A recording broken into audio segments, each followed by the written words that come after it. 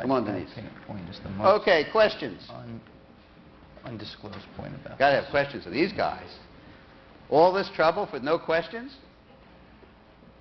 Identify yourself, short question, and then repeat the question when you answer it, please. Kevin Kelly from Wired magazine. I don't think I've heard such a hogwash and such a long time about new media. And who do you address that question to? Well, the question is, a number of publications say time is investing millions of dollars in things that have time. So how do you justify that? Same way you guys... Repeat the question, please. I'm sorry, it's not to me, but I would say, it's Norm's to answer, but I would say... No, but you have to... I would No, point out... but you got to repeat. You have to help me here. We have a simulcast room. How do people justify spending a lot of money or time in particular on new media? And I, of course, Norm will answer for Time Inc., but I would wonder how Wired Ventures justifies losing money. It's the question of who can afford to lose money the longest, and... Clearly that's Norm.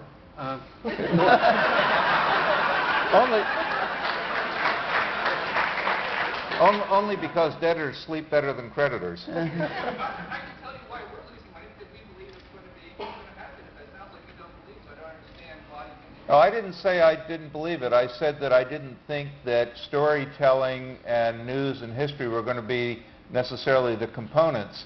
I mean, in our case, at a minimum, if you assume we're spending something like 1% of revenues at Time Inc. on all of our new media involvement, you could even make the case that defensively that would make sense, given that nobody knows exactly where it's going.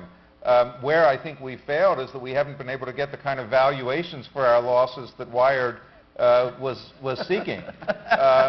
And the whole problem for Wired was that when people actually looked at the registration statement, they realized you were a journalist and it was a magazine, and that's what got it in trouble.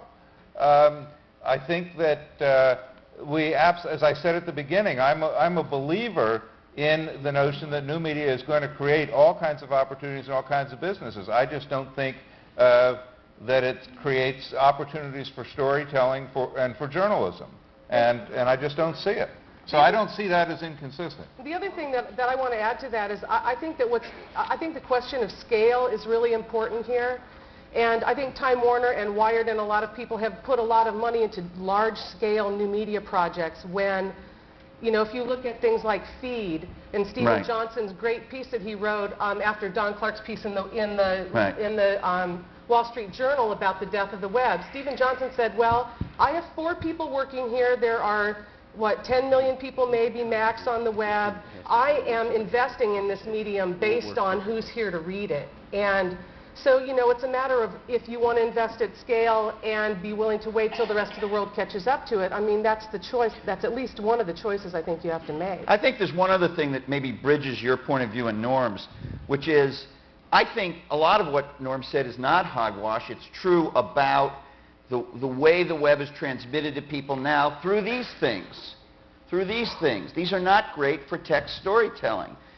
But if the web is ever going to succeed, and that includes Wired and Hotwired and, you know, the web edition of the Journal and everything else, it will never be a mass medium or a success as long as it's trapped in these boxes we call computers. So some of this is in the hands of people who are going to do alternate digital devices, and we're on the verge of seeing a bunch of that. The first tiny little step is web TV. And it may be that he would come back here in 3 years if he had a bunch of readers to whom he could speak through with a different experience, through a different thing, and not a $2,500 thing that crashes every day, and feel differently about his ability to do storytelling. And so might you. That IPO might work in a different world with different ways of delivering. But I guess I still... I'm just sticking up for him. No, what I said, though, was that I think that to the degree that there are going to be effective editorial products in new media, they're going to be in video rather than in text. And that's, in a way, the same thing, I think. But how would you know? Because Time Warner isn't doing the storytelling on the web. It's just dumping raw data from its other editions on the web. No wonder it's not getting a lot of interest. So you sound exactly like you're media looking down at something that's new. I know this is difficult, but try to repeat some of what he said. I'm sorry, but we have to do that. There's no way to get mics into an audience I that think has what no you're aisles. saying is that what Time Warner is doing with new media, or Time Inc. is doing, is nothing but dumping full text onto the web. I don't think that's right, first of all, and I mean, I can give some examples. What? I don't think it's 95% of Pathfinder, and if it is, that's because we are not moving as quickly as we ought to be. Probably the most interesting projects that we're doing as a company, I would include the Thrive joint venture with AOL, which is quite a different model. I would certainly include the CityWeb ideas of Warner Brothers. And I think that when we tried doing it different with something called the Full Service Network, all of you savants dumped on that as a ridiculous idea as well. And so the question of getting the scale right and the timing right, and frankly trying to do it in an environment where everybody measures every click and sort of makes a judgment of whether you know what you're doing or not, chances are we're not going to be able to meet your expectations. Norman, all you're saying is that big media can't do new media, so... Well, No, but isn't he also saying, and isn't it true too, that despite whatever Time Inc.'s ability or inability to do new media, tell me where the compelling website is that's 100th as good or compelling as Wired magazine. Tell me where. And that includes Hot Wired. I mean, it's not that easy. Kurt's 2-year to 10 ratio is 1938 on the web, and television in 1938 was nowhere. But you're not going to say that television is not going to go anywhere, and that's basically what Norman's been saying for the last years. no, I've said at He current. didn't say that. I think what I said was that at current levels of technology, the stuff isn't worth reading in that format, and when it migrates to better technology, it's going to be more of a video experience than a print experience. In terms of the stuff that we're doing, we have not yet found Milton Berle. You're right. Okay, let's stop there. Okay. That's exactly right. Please, I really, this is a very difficult room to pass mics and to do all that. I'm sorry about that. Let's try to make the best we can. So ask a short question, and let's try to repeat the question so that we have it not only on this tape for the CD-ROM, so it makes it an interesting record of this, but so the people in Club Simulcast can hear it. So if you could do that, please do that. Question there. Short question, please repeat it when you answer it. Bill Lutz of Rutgers University, and I seem to be the only person here who wonders about the words that you're using. Everybody's throwing around new media.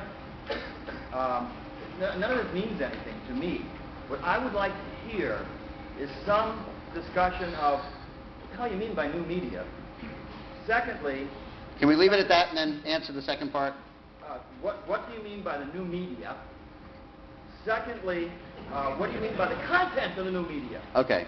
And how does the new media affect the content? Because content is not something plugged into, it is integral. It flows from. And I haven't heard anybody talk about that yet. I only hear about... Okay, Bill. Okay, Bill. Want to try that? Okay, we're going to try it over here. My definition, Kevin Kelly. is this on? Yes, Yeah. Lutz. My definition of new media is Ask the question. What the Okay, question? the question is, what is new media? Well, we're using the word new media. What do we mean by that?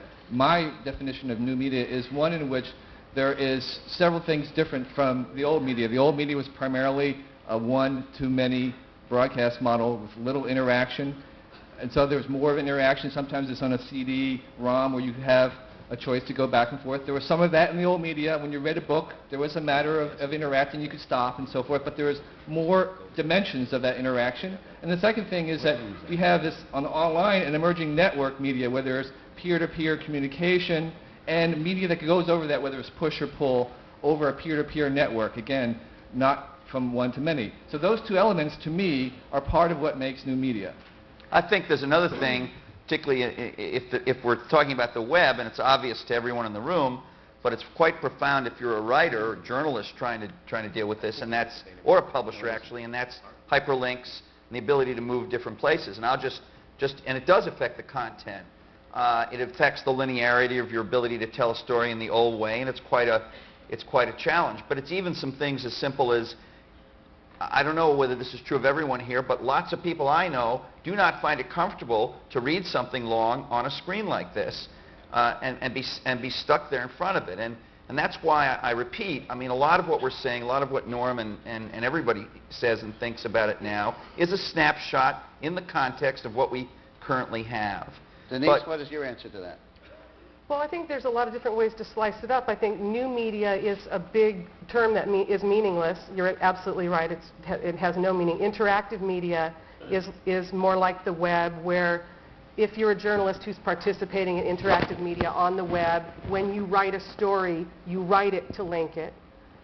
You think about links, other places to go, even if it's just a definition or something. That's interactive media in the information sense. But I also think that there's a part of this that has to do with just digital media in general. I mean, not everything on the web is interactive media. There are things that are just chunks of text on the web that make it a distribution medium, which actually in a lot of ways I think is just as interesting, if not more interesting, than interacting with information, which I have a weird suspicion may be an oxymoron. I'm not sure. I think it may be an oxymoron. I think you can interact with information, but I don't think I think interactivity is the enemy of quality journalism and storytelling. That basically that storytelling works best either in the individual genius of the storyteller or in the dictatorial efforts of people who create publications, and frankly, as Kurt would suggest, the more niche the better, and the more that they reflect the particular idiosyncrasies of that editor.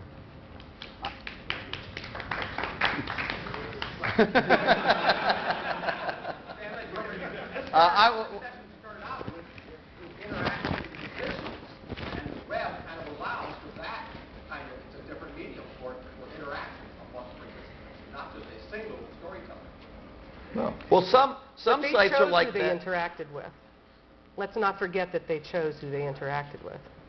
That's totally valid in some sites if that's what you want to do, and it creates great results. But there still is well, through all these talks here, people kept referring to something they read in the New York Times, something they read in, somewhere else. I mean, which is not interactive. So there is still some value in what we would call journalism, which is not content. I mean, music is not content, journalism is not content. They're music and journalism. Content is bits that fill a bucket.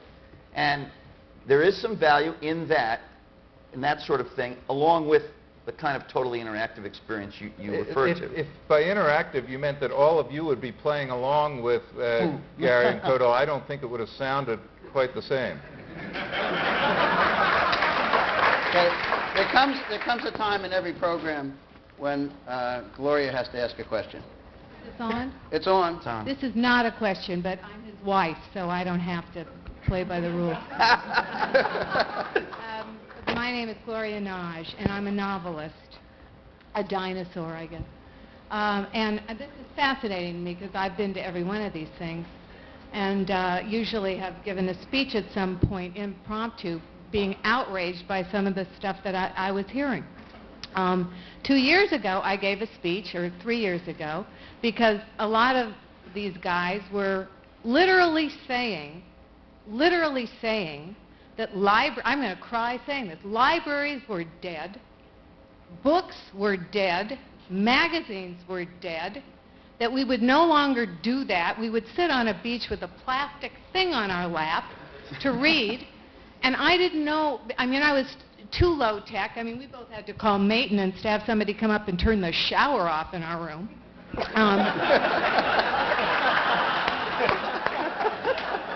And he's a wonderful husband this year because he didn't try to one-up me and pretend that he hadn't also had to call maintenance to have the shower turned. Anyway, so I see you guys up there, my guys, as a kind of miracle that 3 years after I stood on that stage thinking, this is about human nature, and you can't take human nature away from people. And one of the metaphors I used, it's like some guy coming into your bathroom and saying, bubble baths are history. We now have this, biodegradable washing potion that you just put on yourself and you never have to get in a shower or a tub again. It's not why we take bubble baths, right? So as far as I can see with Daniel Borsten and this experience this morning of a woman sitting alone on a stage and telling us basically a ghost story and people crying and standing up, that and all of you, look at this. I mean, I used to say to Richard, can't you get somebody from publishing in here? You know, we're still doing this. There's more magazines being started, this kind of dialogue. There's room for both. And to see how angry everybody still gets as if it has to be one or the other, you know, and it's never going to be one or the other.